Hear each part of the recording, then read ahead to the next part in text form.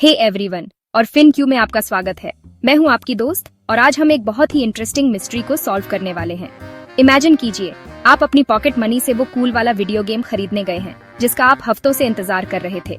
Box पर price लिखा है RS999 में। आप खुश होकर काउंटर पर जाते हैं, पैसे देते हैं, लेकिन अरे बिल तो RS100 का है।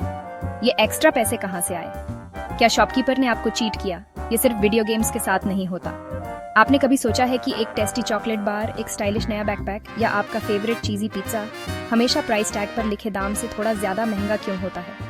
वो एक्स्ट्रा अमाउंट आखिर जाता कहाँ है? वेल, इस एक्स्ट्रा अमाउंट के पीछे का राज कोई मैजिक ट्रिक नहीं, बल्कि हमारे देश के टैक्सेशन सिस्टम का एक बहुत बड़ा हीरो है। तो चलिए मैं आपको इंडियन टैक्सेज के असली सुपरस्टार से मिलवाती हूँ, GST यानी गुड्स एंड सर्विसेज टैक्स। अब ये नाम सुनने में थोड़ा हैवी और कॉम्प्लिकेटेड लग सकता है ना? गुड्स, सर्विसेज, टैक्स, ये सब क्या है? Don't worry. गुड्स का मतलब है वो सारी चीजें जिन्हें आप खरीद सकते हैं और छू सकते हैं, जैसे आपकी किताबें, कॉपी है या फोन। सर्विसेज वो होती हैं जो आपको मिलती हैं, जैसे मोबाइल रिचार्ज, मूवी टिकट्स या एक नया हेयर कट। और टैक्स, ये वो छोटा सा एक्स्ट्रा अमाउंट है जो हम सरकार को देते हैं ताकि वो हमारे लिए सड़कें, स्कूल और अस्पताल बना सके। तो GST एक तरह का one nation one tax system है जो इन सभी चीजों पर लगता है। साउंड्स फैंसी है ना? लेकिन ट्रस्ट मी, अगर आपको इसके बेसिक्स पता चल जाए तो ये सुपर सिंपल है। तो क्या आप इस फाइनेंशियल एडवेंचर के लिए तैयार हैं? चलिए शुरू करते हैं। इमेजिन करो आप एक दुकान में जाते हो और एक टॉय कार खरीदते हो। GST से पहले बहुत सारे अलग अलग टैक्स होते थे, sales tax, VAT, service tax. कभी कभी आपको एक टैक्स के ऊपर दूसरा टैक्स देना पड़ता था।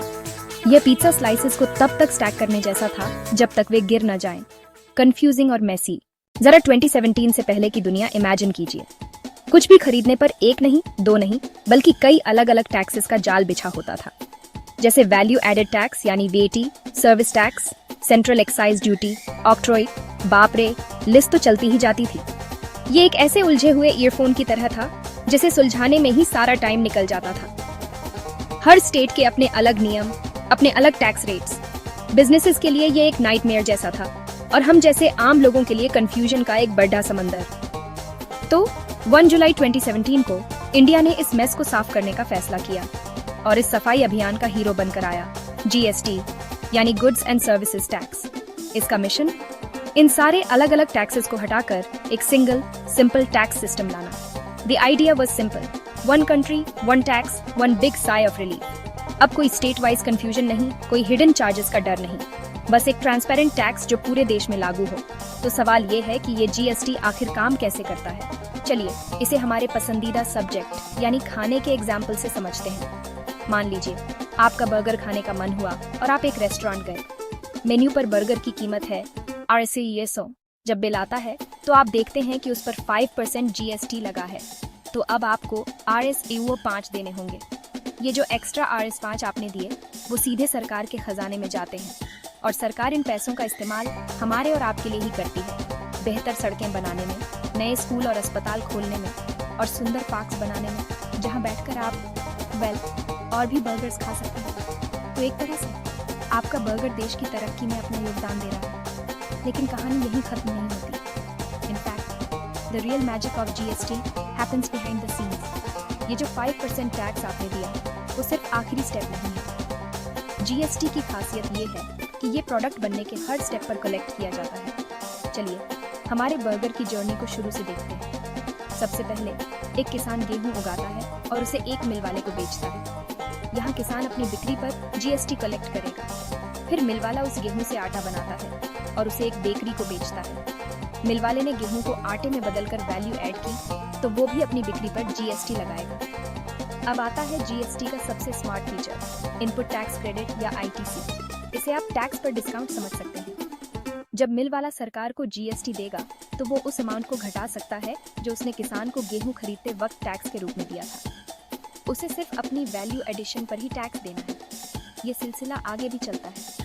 बेकरी वाला आटे से बर्गर बन्स बनाता है और रेस्टोरेंट को बेचता है। वो भी बन्स पर GST लगाएगा, लेकिन आटा खरीदते वक्त दिए गए टैक्स का क्रेडिट ले लेगा। फाइनली रेस्टोरेंट वाला उन बन्स, सब्जियों और पैटी से आपका डिलीशियस बर्गर तैयार करता है और आपको बेचता है। रेस्टोरेंट भी बर्गर पर जीएसटी लगाएगा, लेकिन उसे बंस, सब्जियों और बाकी सामान पर दिए गए टैक्स का क्रेडिट मिल जाएगा। इस वैल्यू एडिशन वाले सिस्टम का सबसे बड़ा फायदा ये है कि टैक्स के ऊपर टैक्स नहीं लगता, जिसे कैस्केडिंग इफेक्ट कहते थे। पहले ऐसा होता था कि फाइनल प्राइस में कई बार टैक्स जुड़ा जाता था, जिससे चीजें महंगी हो जाती थी। जीएसटी ने इस डबल ट्राइपल टैक्स के चक्कर को ही खत्म कर दिया। So, every step adds value, just like extra toppings on your pizza, but the tax is only on that extra bit of goodness, not the whole pizza again and again. अब आपको सिर्फ final product पर एक बार ही tax देना होता है, जो कि फेयर और ट्रांसपेरेंट है। तो अगली बार जब आप कोई बिल देखें जिस पर जीएसटी लगा हो, तो याद रखिएगा, ये सिर्फ एक टैक्स नहीं है, बल्कि एक स्मार्ट सिस्टम है जो बिजनेस को आसान और देश की इकोनॉमी को मजबूत बना रहा है। जीएसटी क्यों इंट्रोड्यूस किया गया था? सिंपल, पूरे इंडिया में बाइंग और सेलिंग को सुपर इजी बनाने के लिए। चाहे आप दिल्ली में हो या चेन्नई में, टैक्स सिस्टम एक जैसा है। इसका मतलब है शॉपकीपर्स, बिजनेस ओनर्स और पेरेंट्स के लिए भी कम कंफ्यूजन जब वे ऑनलाइन शॉपिंग करते हैं। तो हमने आज जीएसटी की दुनिया में एक शानदार सफर तय किया है। इससे पहले कि हम आगे बढ़ें, चलो जल्दी से एक रिकैप करते हैं, ताकि सब कुछ आपके दिमाग में एकदम पक्का हो जाए। सोचिए, जीएसटी से पहले भारत का टैक्स सिस्टम कैसा था? ये कई छोटी छोटी नदियों की तरह था। VAT, service tax, excise duty और न जाने कितने और टैक्स। हर नदी अलग अलग दिशा में बह रही थी, जिससे सब कुछ बहुत उलझा हुआ और मुश्किल लगता था। जीएसटी ने इन सभी नदियों को एक बड़ी शक्तिशाली नदी में मिला दिया। एक देश, एक टैक्स। ये सिस्टम को बहुत सरल बनाता है। इसका सबसे बड़ा फायदा है टैक्स पर टैक्स का खात्मा, जिसे कैस्केडिंग इफेक्ट भी कहते हैं। पहले जब कोई चीज बनती थी तो फैक्ट्री में टैक्स लगता था, फिर जब वो राज्य की सीमा पार करती थी तो और टैक्स लगता था, और आखिर में जब आप उसे दुकान से खरीदते थे तो फिर से टैक्स लगता था। यह तो ऐसा है जैसे आप एक ही मूवी के लिए 3 बार टिकट खरीद रहे हो। जीएसटी इस डबल टैक्सिंग को रोकता है, जिससे चीजें अक्सर सस्ती हो जाती हैं और सिस्टम ज्यादा पारदर्शी बनता है। और पारदर्शिता की बात करें तो जीएसटी का मतलब है पूरी क्लैरिटी। अब जब आप कोई बिल देखते हैं तो आपको साफ साफ पता चलता है कि आपने प्रोडक्ट के लिए कितना पैसा दिया और सरकार को टैक्स के रूप में कितना। कोई छिपी हुई लागत नहीं, कोई कंफ्यूजन नहीं। ये आपके और दुकानदार के बीच विश्वास बनाता है। तो अगली बार जब आप कुछ खरीदें, चाहे वो एक कप कॉफी हो या नए जूते, बिल पर एक नजर जरूर डालें। आपको वहाँ जीएसटी लिखा हुआ मिलेगा, जो आपको याद दिलाएगा कि आप एक जागरूक ग्राहक हैं। ऑलराइट, अब जब हमारे कॉन्सेप्ट्स क्लियर हो गए हैं, तो क्या आप एक मजेदार क्विज के लिए तैयार हैं? देखें कि आपने कितना कुछ सीखा। Get your thinking caps on, because it's quiz time. मैं 3 सवाल पूछूंगा और आपको अपने जवाब नीचे कमेंट्स में लिखने हैं। रेडी? पहला सवाल, क्वेश्चन 1, जीएसटी का पूरा नाम क्या है?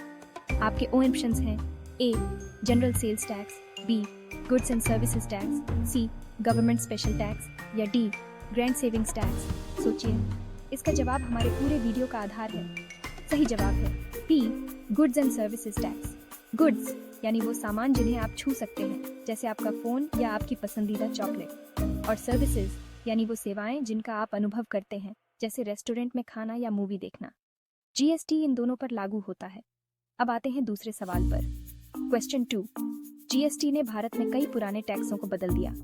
इनमें से कौन सा टैक्स जीएसटी में शामिल हो गया है? A, VAT, V A T, B, service tax, C, central excise duty, या डी, ये सभी।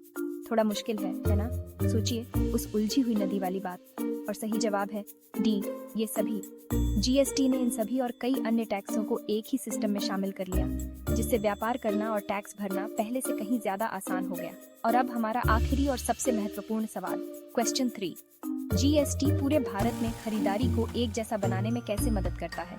ए, यह हर चीज को सस्ता बना देता है। बी, यह राज्यों के बीच टैक्स दरों को एक समान बनाता है। या सी, यह केवल महंगी चीजों पर टैक्स लगाता है। सोचिए कि आप एक ही फोन अलग अलग शहरों में खरीद रहे हैं। सही जवाब है बी, यह राज्यों के बीच टैक्स दरों को एक समान बनाता है। जीएसटी से पहले एक ही चीज की कीमत अलग अलग राज्यों में अलग अलग हो सकती थी, क्योंकि हर राज्य का अपना टैक्स कानून था। जीएसटी ने एक देश, एक बाजार, एक टैक्स की अवधारणा को साकार किया है। तो आपका स्कोर क्या रहा? आपने 3 में से कितने सही जवाब दिए? हमें कमेंट्स में जरूर बताएं। अगर कोई जवाब गलत भी हो गया तो कोई बात नहीं, जरूरी बात है सीखना। अगर आपको आज कुछ नया और दिलचस्प सीखने को मिला और जीएसटी का यह पूरा कॉन्सेप्ट अब आपके लिए पानी की तरह साफ हो गया है, तो हमारे चैनल को अपना थोड़ा प्यार दिखाएं। उस लाइक बटन को जरूर दबाएं।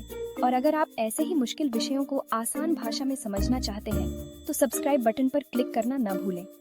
और हाँ, वो घंटी वाला आइकॉन भी दबा दें ताकि आप हमारा कोई भी नया मजेदार एक्सप्लेनर वीडियो मिस न करें। हमारे साथ जुड़ने के लिए आपका बहुत बहुत धन्यवाद। Thanks for watching. अब अगली बार जब आप दोस्तों के साथ बैठकर कोई स्नैक खा रहे हों और बिल आए तो आप गर्व से कह सकते हैं, अरे ये रहा जीएसटी, क्योंकि अब आप सिर्फ एक दर्शक नहीं बल्कि एक जीएसटी प्रो बन चुके हैं। अपना ध्यान रखें और सीखते रहें।